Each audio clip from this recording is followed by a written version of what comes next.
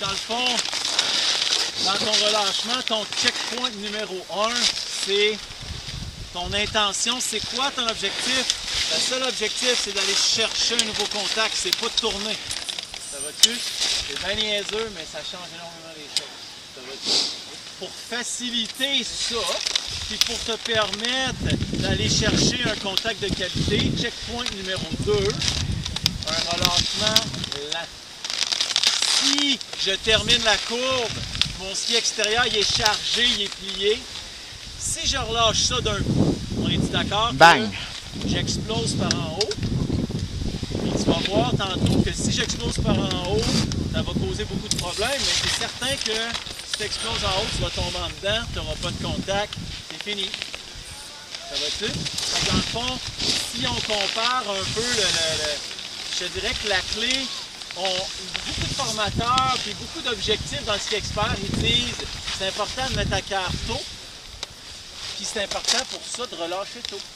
Mais je te dirais qu'on va leur travailler un peu au niveau de la compréhension. Relâcher tôt, ça ne veut pas dire de relâcher vite. Okay? Ça, je pense que quand on regarde, on a eu une grosse discussion cette semaine avec les candidats qu'on voit sur niveau 2, sur niveau 3, puis tout ça, puis on se rend compte que les gens relâchent rapidement. Dans un relâchement, il y a beaucoup d'inertie. Ce que je veux dire, c'est que à la base d'un mât d'un voilier, là, mettons que ça tangue, ça bouge. Tanguer, c'est-tu par en avant ou sur le côté? Côté? C'est un voilier? Ouais. Non? Je pensais que c'était une fille de voilier.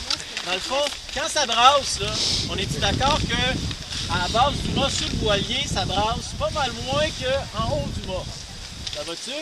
Fait que mon point, c'est que les petites modifications que tu fais à la base, si mettons en ce moment, Dan, il finit le virage, tiens ton bâton, Dan, son ski gauche est chargé, s'il me relâche ça super vite, on est d'accord que ce qui va se passer, c'est qu'il y a beaucoup d'inertie en haut. Plus t'es grand, plus il y en a. Puis là, il va se ramasser à se faire tirer en dedans. Il va se ramasser à se faire tirer en dedans. Mais juste, mon point, c'est que je fais juste enlever 1 livre de charge, mais ça te fait déplacer 10 cm en haut. L'effet est multiplié par 10 plus t'es grand. Okay? Fait que dans le fond, ton objectif dans le relâchement, c'est de tuer l'inertie. Si je relâche vite, tiens-moi, Jocelyn, je termine la courbe, mon ski gauche est chargé.